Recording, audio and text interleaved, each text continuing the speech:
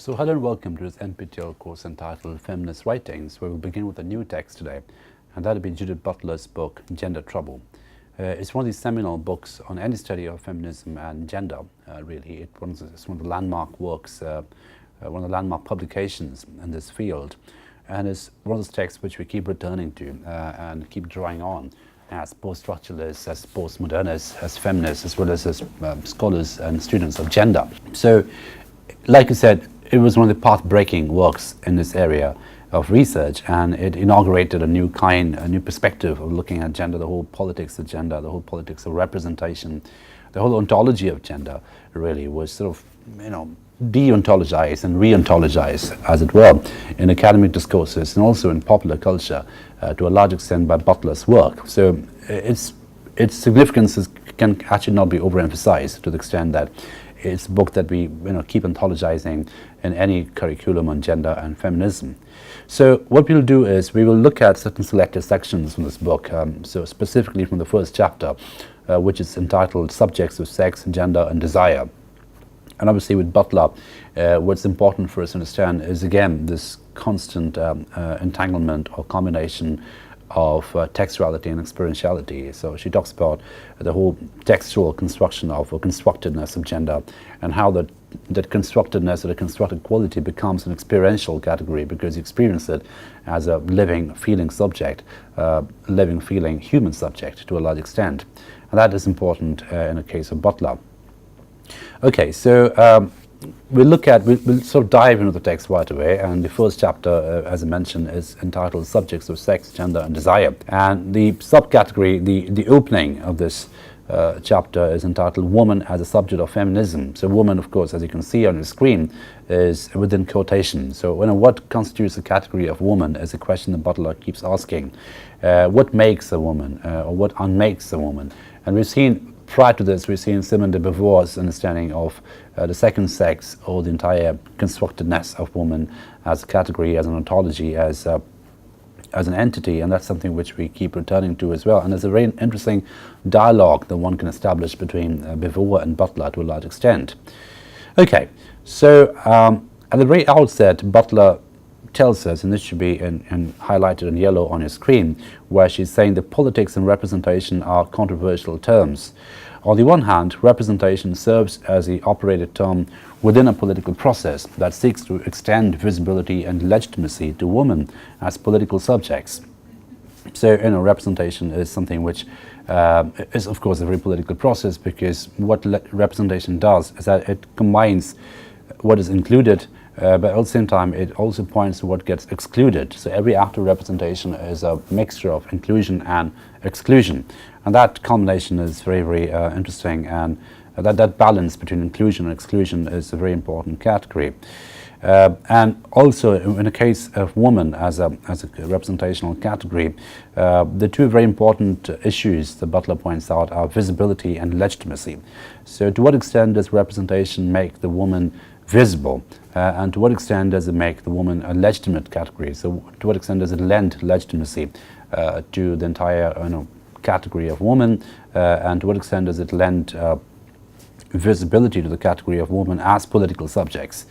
On the other hand, representation is the normative function of a language which is said either to reveal or to distort what is assumed to be true about the category of woman. So representation is also belong to the normative category of language, which is supposed to reveal and distort to what is assumed to be the category of woman. So this dual possibility of revelation and distortion is what constitutes representation. So representation can be used to reveal things, to convey things, but equally representation can be used or seen as a means, as an instrument to conceal and distort things. So it has that potential of distorting as well. And then Butler goes on to sort of expand on this, and this should be on your screen in yellow as well, highlighted in yellow, where she's saying the domain of political and linguistic representation set out in advance the criterion by which subjects themselves are formed, with the result that representation is extended only to what can be acknowledged as a subject. In other words, the qualifications of being a subject must be met before representation can be extended. So this is where it begins to get really political, and this is where it begins to understand the discursive underpinnings of representation. that, in order to get represented, you first must be acknowledged as a subject. You must meet the expectations of a subject, and those expectations, obviously, they carry or constitute a lot of discursive markers. There are certain discursive markers which must be satisfied before a subject is acknowledged as a subject, and then obviously the next extension is that of representation. So that is a very important category, a very important condition which must be fulfilled. Okay, and then of course we are told that the subjects regulated by structures are by virtue of being subjected to them, formed, defined and reproduced in accordance with the requirements of those structures. If this analysis is correct, then the juridical formation of language and politics that represents women as the subjects of feminism is itself a discursive formation, an effect of a given version of representation in politics.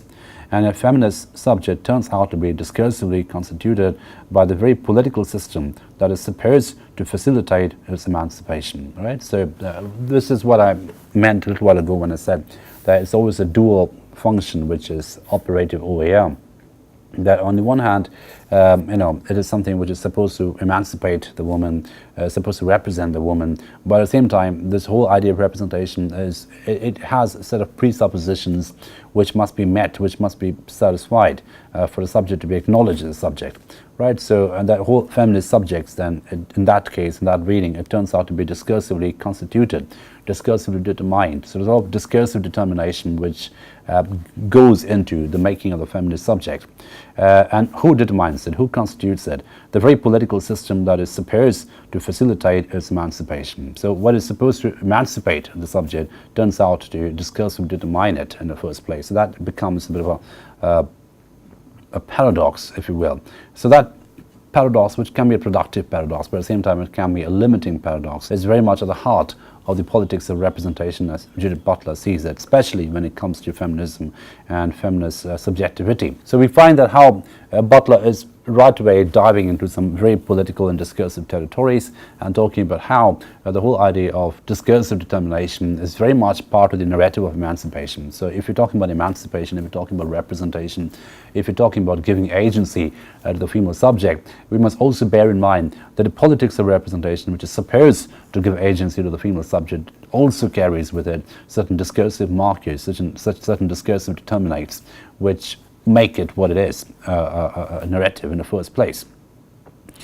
Okay, so, and she dwells on the whole idea of subject. What is a subject in the field of politics for feminist theory in particular? So what constitutes the subject? What is the ontology of the subject, as it will? So the question of the subject is crucial for politics and for feminist politics in particular, because the juridical subjects are invariably produced through certain exclusionary practices that do not show once the juridical structures of politics has been established. In other words, the political construction of the subject proceeds with certain legitimating and exclusionary aims, and these political operations are effectively concealed and naturalized by political analysis that takes juridical structures as their foundation. Juridical power inevitably produces what it claims merely to represent. Hence, politics must be concerned with the dual function of power, the juridical and the productive. So the whole idea of bringing in the juridical component is important, because this is where Butler talks about that each act of representation or each act of becoming a subject, it constitutes certain exclusionary aims. So it aims to exclude certain things as well, not just include things. That exclusionary aim is something which is very, very important for Butler.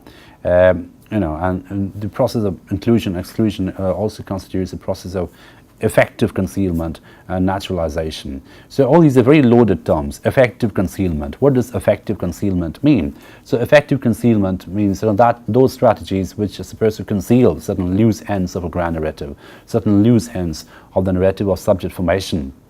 Because if you don't conceal those loose ends, then the constructed quality of the subject will become quite obvious, and you don't want that. You want it to be a seamless structure, and the seamlessness is dependent on the whole idea of concealment, the whole idea of effacing away the loose ends, as it were.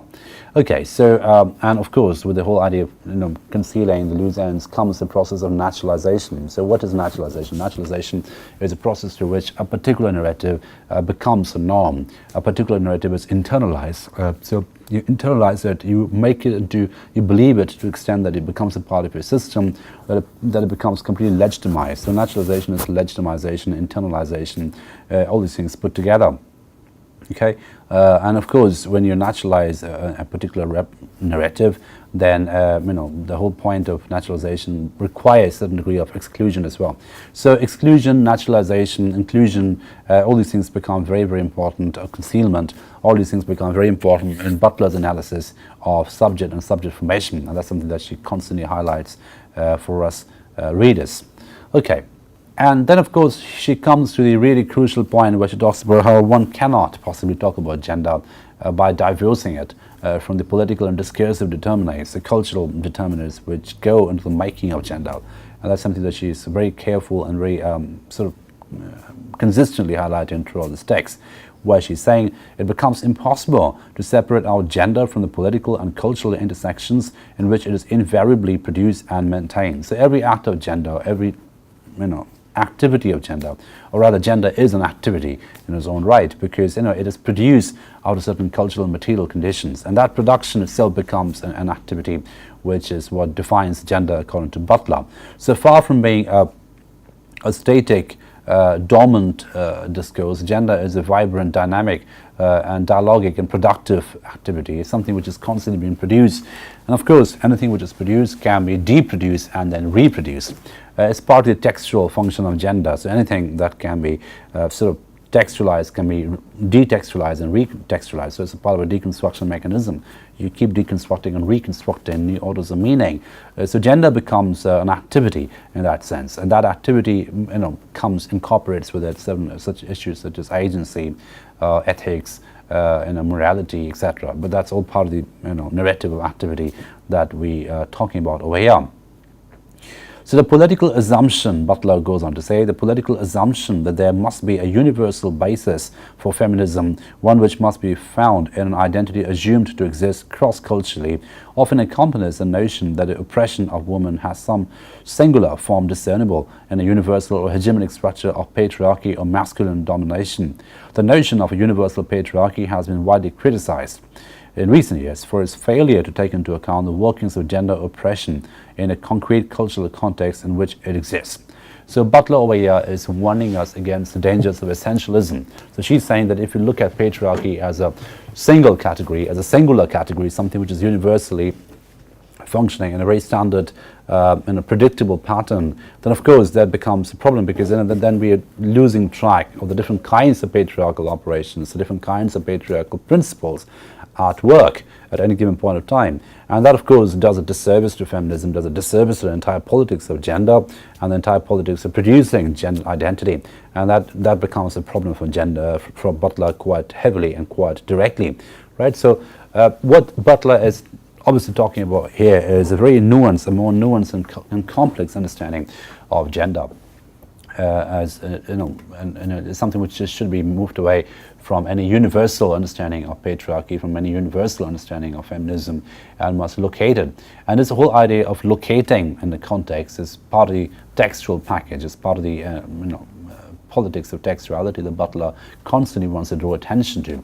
Right? So what are the things that we talked about already in looking at Butler's books? We talked about the context being as important as the text, the material conditions which make possible the production of a certain kind of text, and gender as that kind of text, and of course the whole idea of dismantling or trying to do away with any idea of a universal model of patriarchy or a universal model of feminism, because there isn't any such model, as Butler very quickly points out. Because if we look for that model, then we obviously fall back, or you fall prey to being consumed by a grand narrative, which is very, very essentializing in its quality, right? So that idea of essentialism, that fear of essentialism, that risk of reification to a large extent, is what Butler is warning us against, right? And that's something which we must take into account.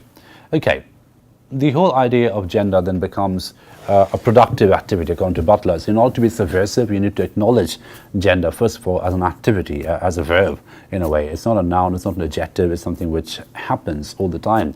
And of course, the whole idea of happening and the whole idea of producing also means, it can work in both ways. It can be a process of consolidation. It can also be a process of subversion. But either way, it's a process. Either way, it's an activity, and that must be taken into account all the time. Now, then Butler moves on to a critique of the binary model of gender. The whole idea of looking at gender as a male versus female, masculine versus feminine thing. And that binary model, of course, that itself is quite patriarchal in quality. Butler says we need to be aware of many more models, we need to be aware of many more nuanced understanding of gender and gendered experiences. Because the whole idea of experientiality becomes very important. Because on the one hand, we're looking at gender as a textual category, how the classifications are done, how the classifications are consolidated, in public discourses and public spaces. But at the same time, at more private levels, how do you navigate and negotiate with those classifications at an experiential level, at an immediately experiential level? So that immediate experientiality is something that Butler is very careful to draw attention to. And this is what she says in a critique of the binary model, the off-on model, the entire dualism of gender. The presumption of a binary gender system implicitly retains the belief in a mimetic relation of gender to sex, whereby gender mirrors sex or is otherwise restricted by it. When a constructed status of gender is theorized as radically independent of sex, gender itself becomes a free-floating artifice, with the consequence that man and masculine might just as easily signify a female body as a male one, and woman and feminine a male body as easily as a female one. So this is what Butler means by the superficiality of signification, or the superficial signifiers that are celebrated over here, and a very postmodern spirit. Now, what she says initially is that, if we are falling back upon the binary model all the time, then of course we are looking at gender as a mimetic activity, as in terms of gender and sex, they mirror each other in a very mimetic way. Whereas if we take the whole idea of construction and theorize it in a proper post-structuralist fashion, as Butler does over here, then we see, according to Butler, the gender and sex become very different categories. Gender itself becomes a free-floating artifice, and that this is a very important point. Artifice, the entire artificiality of gender is something which Butler is highlighting. It's something which is manufactured, right? And it's got almost nothing to do with the biological sex. The fact that what you are biologically, male or female, may not have anything to do with the way you function and perform in society as a masculine or a feminine thing. So, and then Butler goes on to say that the whole idea of man and masculine may be easily applied to a female body as a male one. So the whole, it becomes a bit of an act of appropriation, and the superficiality of the signification is something which is celebrated by Butler. It's not lamented, it's celebrated by Butler. And it's very important in a very ontological, fundamental way that Butler seems to say over here that we need to celebrate the fact that the man and masculine might just as easily signify a female body than a male one. And woman and feminine, a male body as easily as a female one. So, there's no biological equation, there's no biological essentialism Butler is trying to subscribe to. So she's saying quite clearly that, male and man and masculine might work, or might be used to describe a female body just as much as it's used to use a male body. So it's got nothing to do with biological determinism as such, and that's something that she is very carefully highlighting all the time. Now, then she comes to the whole idea of body. So what is a body, in a discursive analysis? How does body function? How does the body fit into a critical study of discourse formation? And then she says, and this should be on the screen as well, the body is a self-construction, as are the mirrored bodies that constitute the domain of gendered subjects. Bodies cannot be said to have a signifiable existence prior to the mark of the gender. The question that emerges, to what extent does the body come into being and through the marks of gender? How do we reconceive the body no longer as a passive medium or instrument awaiting the enlivening capacity of a distinctly immaterial will? So, how do you move away from understanding a body as a passive entity and rather look at it as an organic process, as something that's dynamic in quality, as coming into being through certain markers of gender, and how do we negotiate with that understanding, how to negotiate with that knowledge? So that's something which Butler is very, very careful to highlight. So how does body come into being with the marks of gender? And the whole coming into being thing is obviously an activity which is sometimes subversive in quality. So that's something which Butler is highlighting very, very carefully over here. So, and then she moves on, this should be on the screen, page 14. She moves on how the whole idea of female gender more often than not stems or emerges from a sense of lack, from a sense of absence, something which is not male enough. And that's something we've seen already in Beauvoir's analysis, right? The whole idea of female or woman being not man. The process of othering is something which is palpable or palpably present throughout this kind of discursive formation. So, and then Butler is quoting Louis Irigaray, and of course Irigaray is a very famous, she's one of the top French theorists, feminist theorists in the 1960s, Irigaray, Sixu, and the whole idea of feminist writing or creature feminine. Obviously then we have the idea of Kristeva's abject, Julia Kristeva, and the three of them really talk about the whole idea of owning writing, or re-owning or repossessing the process of writing by using a feminist model of writing, a creature feminine. Is that feminist model of writing the three French feminists advocate very strongly? And so of course Butler is drawing on Irigaray to some extent, and in terms of advocating and theorizing her argument. So in a move that complicates the discussion further, Louis Irigaray argues the woman constitutes a paradox, if not a contradiction, within the discourse of identity itself. Women are the sex which is not one. Within a language perversely masculinist, the phallocentric language, woman constitutes the unrepresentable. So the whole idea of phallocentrism is important, because that phallocentric narrative is what consolidates and creates most grand narratives. So you find that phallocentric, of course, is a combination of phallocentric and logocentric, male logic. And of course, according to that kind of a system, according to that kind of a narrative, women become the unrepresentable, something which cannot be represented, something which cannot be put into a predictable pattern. And of course, that becomes a problem, that becomes an aberration to a large extent. And that's something Butler is celebrating. The unrepresentable quality of woman is something which ought to be celebrated adequately. In other words, women represent that sex that cannot be taught, a linguistic absence and opacity. And that's a very important term that Butler is using, opacity. And opacity is obviously the opposite of transparency. But the obvious question is, transparent and opaque in relation to what? In relation, of course, to the phallocentric principle, in relation to the male logical principle. So to what extent are you rational and transparent by that male logic, or by the parameters of that logic? And to what extent are you a problem or an aberration or an absence or an aporia to a large extent, that unpassable being from the position of the phallocentric logic? Because more often than not, Butler goes on to say women occupy, women inhabit that aporeatic space, the impasse space, the unrepresentable space to a large extent. In other words, women represent the sex that cannot be taught, a linguistic absence and opacity. Within a language that resists an univocal signification, the female sex constitutes the unconstrainable and undesignatable. In this sense, women are the sex which is not one, but multiple. In opposition to Beauvoir, for one women are the designated as the other, Irigaray argues that both the subject and the object are masculine mainstays of a closed phallocentric signifying economy that achieves its totalizing goal to the exclusion of feminine altogether. Now, the last bit is what is really interesting, and that's a point where I'll dwell on a little bit. Because obviously Butler is drawing on Irigaray over here, and she's talking about the politics of producing the other as a very convenient classification which will consolidate the supremacy and the primacy of the masculine subject. So Irigaray argues that both the subject and the object are masculine mainstays of a closed phallocentric signifying economy. And that's a very important term, closed phallocentric signifying economy. So it's a closed economy, is one which celebrates closures rather than open-endedness. It's phallocentric, it's full of male logic, and that's the economy of signifiers, that economy of markers that are floated around in a normative gendered role.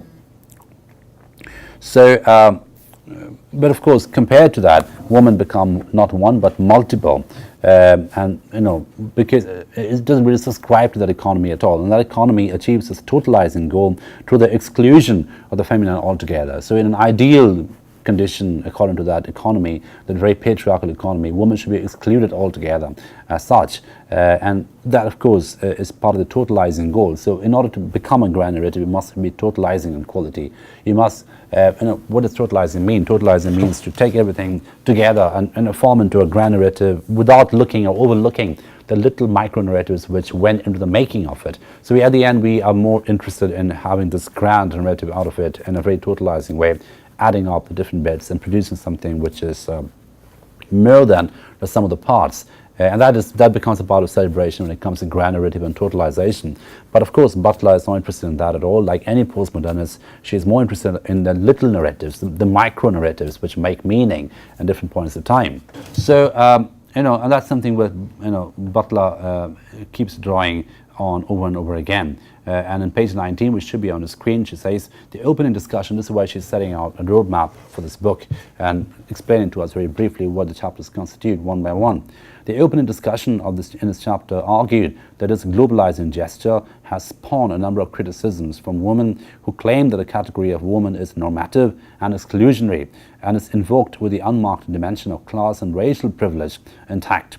In other words, the insistence upon the coherence and unity of the category of woman has effectively refused the multiplicity of cultural, social, and political intersections in which the concrete array of women are constructed. Right, so this is obviously a critique of feminism, and Butler goes on to say that feminism has suffered from closure obsession. It wants to be totalizing and closure-centric as well. And that has obviously denied the multiplicity and plurality in the many feminist voices which should be incorporated under this head of feminism, because the feminism, the way that Butler talks about, is a very white middle-class activity, and that obviously doesn't take into account other racial, ethnic, linguistic activities at all. So the very notion of dialogue is culturally specific and historically bound.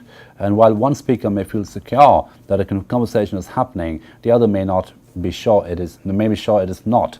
The power relations, the conditions, and limit dialogue possibilities need first to be interrogated. So it's a very important point, because we talk about dialogue being this ready, quick heal solution of everything, this ready emancipatory act. But Butler warns us against that presupposition. Butler says if two people are in equal positions in life, in society, in whatever privileges, then of course it's not so much a dialogue. One person just happens to be the interlocutor. And then she says quite clearly, this is historically true, empirically true. While one speaker may feel secure that a conversation is happening, another may feel, maybe sure it is not. The power relations, the condition, and limit dialogue possibilities need first to be interrogated. So what are they again? So before we come to the notion of dialogue, before we come to the ontology of dialogue, we must look at the material conditions which produces dialogue in the first place, the context, the cultural context, the apparatus which produces dialogue in the first place. Otherwise, the model of dialogue runs relapsing into a liberal model that assumes that speaking agents occupy equal positions of power and speak with the same presuppositions about what constitutes agreement and unity, and indeed that those are labeled to, those are goals to be sought after. So this is a critique of the liberal movement that Butler is offering, and she's saying that we must move away from this idea of this liberal idea of dialogue, which presupposes that everyone involved in dialogue has equal opportunities of equal privileges. But that of course is erroneous in quality, because no two people have equal privileges. So that not acknowledging the difference, not acknowledging diversity in a dialogue is something which makes this whole idea of dialogue in a liberal space very reifying for Butler. She wants to break away from that model. Okay, and of course she says that the whole idea of dialogue in this liberal, commonsensical sense is to achieve agreement and unity, and those are the two big goals which need to be sought. But as you may have guessed by now, Butler is more interested in disagreement and disunity. She's more interested in the fault lines, the fractures which go to the making of dialogue formation. And she says that unless we are aware of the material conditions which inform a dialogue, it's always going to run into the risk, of becoming a reified category which assumes equality, which assumes democracy, while really not being the case so far. And that model is something that Butler is constantly, warning us against all the time, right? And we don't need to have the goals in mind in terms of unity and agreement. Those are not the goals which need to be sought after. Rather, Butler is saying that disunity, disagreement, this can become more discursive in quality, this can become more subversive in quality, and indeed that should be sought after in more ways than one. If you're really looking for a radical model, a radical idea of feminism. And she continues with this in this section, where this is the concluding session for this lecture. But again, this is a critique of this aspiration for unity as Butler sees it, where she asks this direct question: is unity necessary for effective political action? Of course. I mean, the whole idea of unity is very liberal and very bourgeois, according to Butler, and that can very quickly become a grand narrative in its own right, which can take away the radical potential for dialogues in the first place. Is a premature insistence on the goal of unity precisely the cause of an ever more bitter fragmentation among the ranks? So, if that becomes the be-all and end-all in terms of aspiration, that can create and generate bitter fragmentation among the ranks. Certain forms of acknowledged fragmentation might facilitate coalitional action precisely because the unity of the category of woman is neither presupposed nor desired, and that's something which is very important. Acknowledged fragmentation. So we are aware of a disagreement. We agree to disagree. So this acknowledgement, this awareness of disagreement and fragmentation is something which Butler is insisting very, very carefully, and she says that this might facilitate coalitional action precisely because the unity of the woman is neither presupposed nor desired. So, there should be no presupposition about the unity of woman as a category, nor should we look at woman as a desired model, the woman as a desired model. Rather, we should be extremely aware of the different micro models about the category of woman, about becoming a woman, unbecoming a woman, re-becoming a woman, unless, rather than relying on one big liberal model of womanhood, which is more often than not very white, very privileged, and very middle class. And that's something Butler wants to move away from in her radical retelling of feminism. So does unity set up an exclusionary norm of solidarity at the level of identity that rules out the possibility of a set of actions which disrupt the very borders of identity concepts, or which seek to accomplish precisely the disruption as an explicit political aim? Without the presupposition or goal of unity, which is in either way always instituted at a conceptual level, provisional unities might emerge in the context of concrete actions that have purposes rather than articulation of identity. Without a compulsory expectation that feminist actions must be instituted from some stable, unified, and agreed upon identity, those actions might well get a quicker start and seem more congenial to a number of women for whom the meaning of the category is permanently moot. Right? So the whole idea of compulsory expectation of unity must be done away with, according to Butler. And she said there should be, like I mentioned a while ago, there should be an acknowledgement of the potential disunity which might actually facilitate coalitional activities in feminism, because that will make for a more inclusive model of feminism rather than making it exclusive in quality in terms of being aspiring for unity. Because if we're looking for a unified territory, that's very close to what the whole idea of public space is. So if you aspire for this public space narrative, which is something that, this is a big battle between Habermas and Lyotard about that as well in the postmodern politics, where Habermas, of course, looks at modernity as an unfinished project, and he laments in a certain way the unfinished quality of modernity, whereas when it comes to Lyotard, he celebrates the unfinished project of postmodernity and says, and we don't need public spaces, we need micro spaces, we need agentic spaces which will give access to individuals at an agentic level, and that agentic access is more important than any aspiration for a unity, because any idea of unity as a narrative might very quickly be co-opted into a grand narrative, which will then be reified readily into becoming some kind of a compulsory exploitational economy, which will then obviously become hegemonic in quality. Now, if you're really looking for a radical retelling of feminism, we must move away from this aspiration for unity and must look and acknowledge and articulate the micro categories which make woman as a living entity, as an experiential entity, and that's something that Butler is very much insisting on her retelling of feminist politics, especially given the current times we inhabit today. So with that, we conclude the first lecture on Judith Butler. We'll move on with this text and the lectures to come. Thank you for your attention.